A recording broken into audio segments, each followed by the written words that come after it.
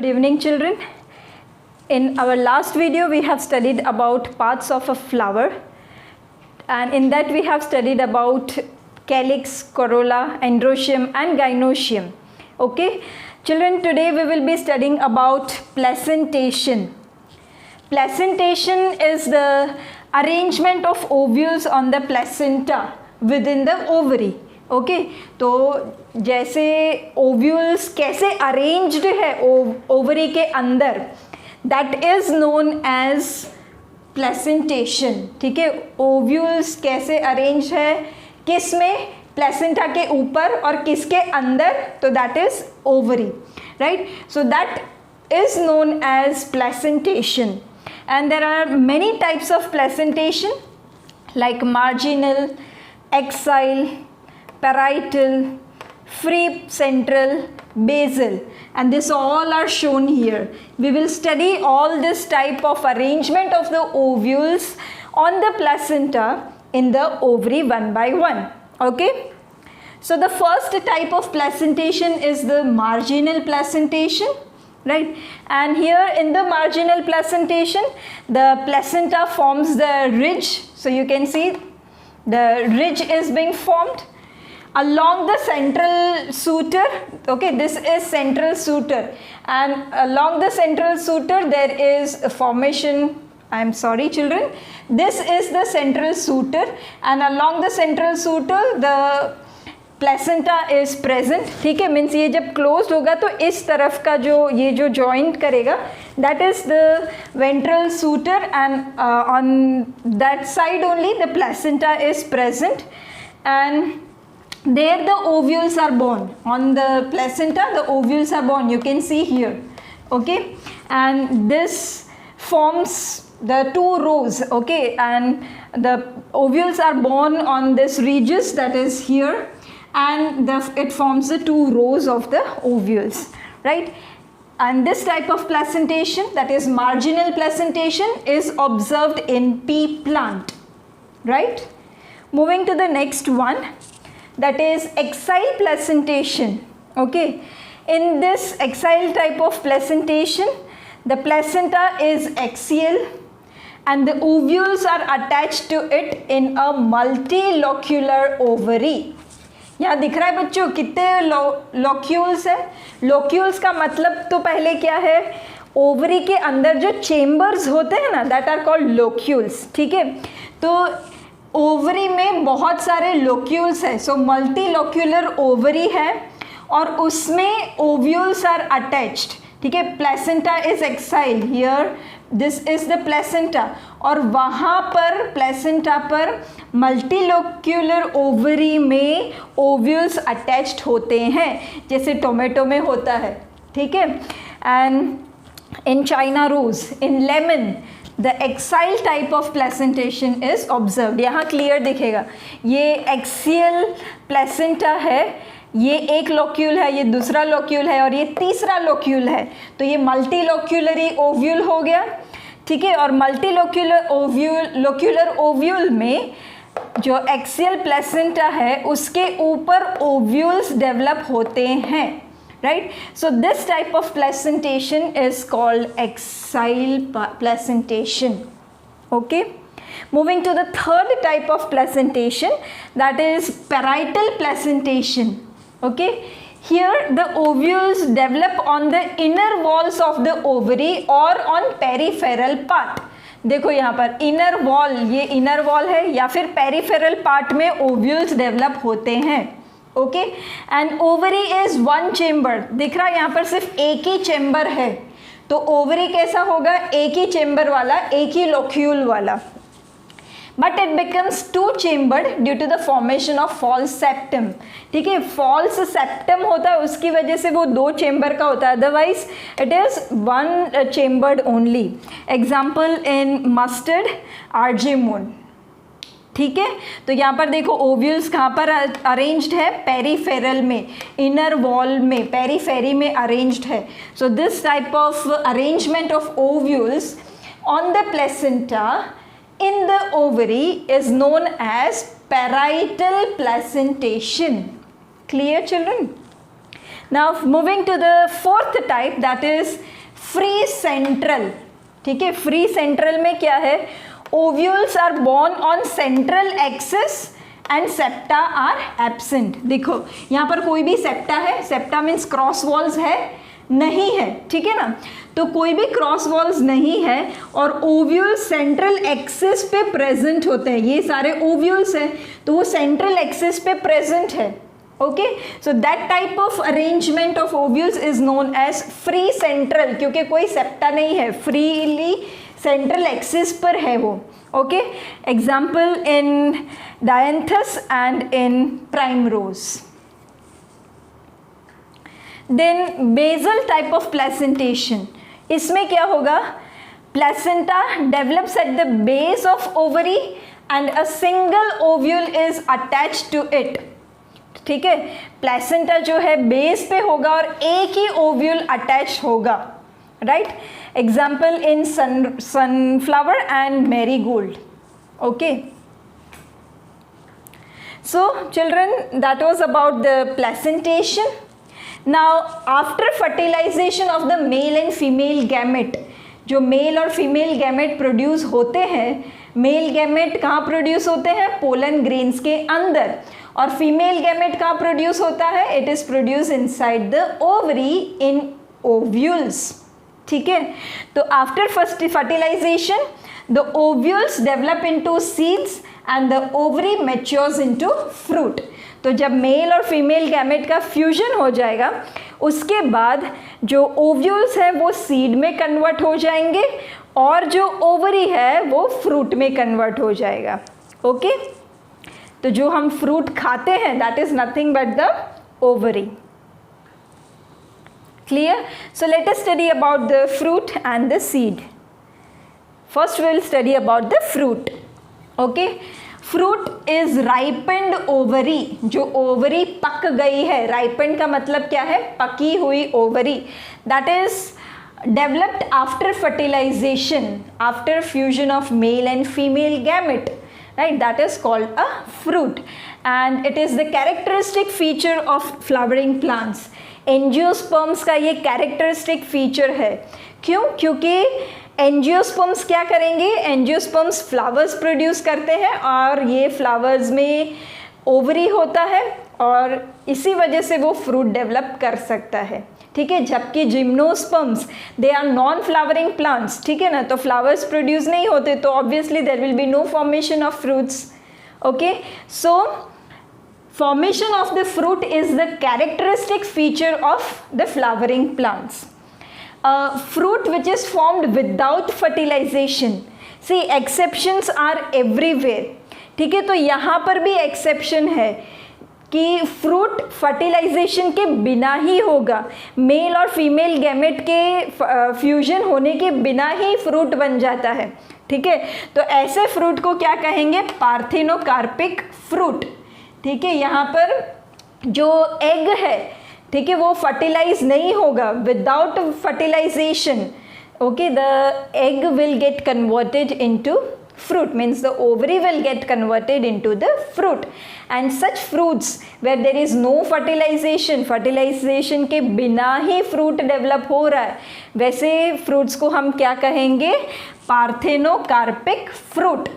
Okay, and the process is known as parthenogenesis. Clear? अब in mango and coconut fruit is called a drupe.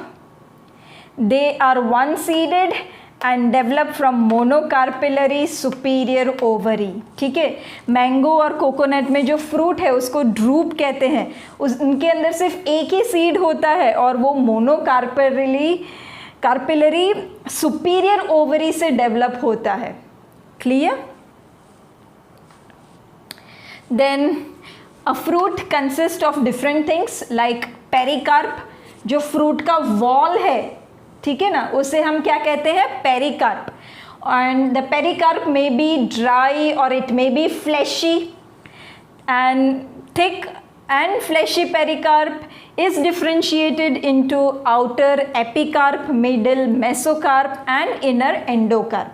ठीक है, जो pericarp है उसे हम क्या कहते हैं, वो फ्रूट का वॉल है और अगर पेरिकार्प थिक है और फ्लैशी है तो उसके 3 लेयर्स होते हैं। जो आउटर का लेयर है that is the epicarp, middle layer जो है वो मेसोकार्प है, और जो इनर लेयर है वो एंडोकार्प है। Okay, so children you see here, बाहर का जो लेयर है दैट इज एपिकार्प और एक्सोकार्प, मिडिल का जो लेयर है that is mesocarp, and the inner layer is the endocarp. Okay, यहाँ पर भी देख सकते हो एपिकार्प जो बाहर का लेयर है, मेसोकार्प मैंगो में जो हम पल्प खाते हैं दैट इज मेसोकार्प, और जो सीड होता है hard covering of the seed that is endocarp. ठीक है, और उसके अंदर क्या होता है, सीड होते हैं। Okay, in mango the pericarp is well differentiated into thin epicarp, fleshy edible mesocarp and stony hard endocarp। ठीक है ना, मैंगो में जो एपिकार्प है वो बहुत अच्छे से डिफ्रेंशिएट हुआ है। जो बाहर का थिन लेयर है, जो मैंगो का छिलका हम जिसे बोलते हैं, राइट, दैट इज एपिकार्प। फिर जो फ्लैशी एडिबल पार्ट है, एडिबल पार्ट मीन्स जो हम खा सकते हैं, ठीक है, जो पल्प बोलते हैं mango pulp, that is mesocarp. और जो बीच का हार्ड पार्ट होता है, stony part, hard part, that is endocarp. और वो हार्ड एंडोकार्प को जब हम तोड़ेंगे तो उसके अंदर से क्या निकलता है, सीड। ठीक है, तो एंडोकार्प क्या है, जो गोटला हम बोलते हैं ना, that is endocarp. Clear children? Okay, now we will study about the seed. Seed is the mature ovule which is developed after fertilization. ठीक है, फ्रूट हमने पढ़ा, ripened ovary that is called fruit, और seed क्या है, mature ovule जो fertilization के बाद बनता है, that is called the seed. And a seed is made up of a seed coat and an embryo. Seed में 2 चीज़ें होती हैं, जो बाहर का कवरिंग है उसे हम कहते हैं सीड कोट, और फिर उसके अंदर क्या होता है, embryo. An embryo is made up of radicle an embryonal axis and 1 or 2 cotyledons. ठीक है, एम्ब्रियो में क्या क्या होता है, रेडिकल होता है, फिर उसके अंदर होता है एम्ब्रियोनल एक्सिस होता है, ठीक है, जहाँ से प्लूम्यूल डेवलप होगा, फिर शूट, प्लूम्यूल में से फ्यूचर में शूट डेवलप होता है, और सीड्स के पास या तो 1 या तो फिर 2 क्या होंगे, कॉटलीडेंस होंगे। जो सीड्स जिनके पास 1 कॉटलीडेन होता है, ऐसे सीड्स को हम क्या कहेंगे, मोनोकॉटलीडेनस सीड्स। एग्जाम्पल व्हीट, मेज, rice. Okay, and the seeds which have 2 cotyledons are called dicotyledonous seeds. Example gram, pea, beans. Clear? Now if we study the structure of a dicotyledonous seed, as I told you, dicotyledonous seeds are the seeds which have 2 cotyledons. Okay, so now we will study the structure of dicotyledonous seed. The outermost covering of a seed is called seed coat. ठीक है, जो बाहर का covering है, बाहर का layer है, उसे हम क्या कहते हैं, सीड कोट कहते हैं। And seed coat has 2 layers. The outer layer is called testa and the inner layer is called tegmen. ठीक है, सीड में भी वापस 2 लेयर्स हैं जो सीड कोट के, ठीक है ना, तो बाहर का जो लेयर है उसको हम टेस्टा कहते हैं, और जो अंदर का लेयर है उसे हम टेगमेन कहते हैं। Children, this activity you can do at your home. Gram seeds थोड़े बहुत ले लो, 4-5 ग्राम सीड्स, उसको भिगो दो, ठीक है, overnight, keep it in water, and next day remove the seed coat. और सीड कोट में भी तुम्हें ऊपर का जो ब्राउन लेयर है वो दिखेगा, अंदर एक सेमी ट्रांसपेरेंट लेयर दिखेगा, that is testa and tegmen you will be able to see. ठीक है, now one of the on the seed coat there is a scar which is called hilum, through which the developing seeds are attached to the fruit, and above the hilum is a small pore which is called the micropyle. ठीक है, अब seed के ऊपर एक scar होता है, ये देखो यहाँ पर एक स्कार है, दैट इज कॉल्ड हाइलम। ठीक है ना, ये यहाँ पर ये हाइलम, और हाइलम की वजह से क्या होगा, सीड अटैच होगा to the fruit. right? And above the hilum there is one pore, there is one opening which is called micropyle, और ये micropyle से seeds पानी अंदर लेंगे, seeds ऑक्सीजन अंदर लेंगे, कार्बन डाइऑक्साइड बाहर निकालेंगे. That all things are done with the help of micropyle. Okay. Now within the seed coat is the embryo consisting of an embryonal axis and 2 cotyledon. ठीक है, seed के अंदर, seed coat के अंदर क्या है, एम्ब्रियो है, और एम्ब्रियो के पास 2 चीज़ें हैं, एक तो है एम्ब्रियोनल एक्सिस और 2 cotyledon. Cotyledons are fleshy and full of reserve food material. जब सीड्स जर्मिनेट होते हैं तो इनिशियल स्टेज में जब सीडलिंग डेवलप होगा उस टाइम पर ये कॉटलीडन्स जो है वो न्यूट्रिएंट्स प्रोवाइड करेंगे सीडलिंग को, right? And how can it provide the nutrient? Because it has reserve food material. Cotyledons, they store the food material inside it, okay, and they are fleshy, right? And at the 2 ends of the embryonal axis, the radicle and plumule are present. Embryonal axis पर के end पर, ठीक है, यहाँ पर ये एक end है और ये दूसरा end है, और ये पूरा क्या है, embryonal axis. ये 2 क्या है, cotyledons है. तो एम्ब्रियोनल एक्सिस के दोनों एंड पर क्या है, एक एंड पर है प्लूम्यूल, दूसरे एंड पर क्या है, रेडिकल. प्लूम्यूल में से फ्यूचर में क्या बनेगा, शूट बनेगा, और रेडिकल में से फ्यूचर में क्या बनेगा, रूट्स बनेंगे. ठीक है. In some seeds such as castor, the endosperm is formed due to double fertilization and it is a food storing tissue. ठीक है, double fertilization I have already explained you. There are 2 male gametes in the pollen grains. One of the male gamete fuses with the egg cell and produces the zygote, whereas the another male gamete fuses with the 2 pollen nuclei and it produces the endosperm. ठीक है, primary endosperm nucleus बनेगा और फिर primary endosperm cell बनेगा. ठीक है, और वो क्या बनेगा, फाइनली एंडोस्पर्म. और ये एंडोस्पर्म डेवलपिंग एम्ब्रियो को न्यूट्रिएंट देगा. ठीक है, तो कोई कोई सीड्स में जैसे कि कैस्टर में ये एंडोस्पर्म फॉर्म होता है and endosperm is nothing but the storing tissue. Okay, in plants such as bean, gram and pea, the seeds are non-endospermous. Non-endospermous means endospermous is not seen in the mature seeds. ठीक है, तो कोई कोई seeds है जैसे been है, ग्राम है, P है, उनमें हम एंडोस्पर्म्स नहीं देख पाते. फॉर्म तो होता है but it is being completely used up, right? So that is called non-endospermous seed. Okay, now we will study the structure of monocotyledonous seed.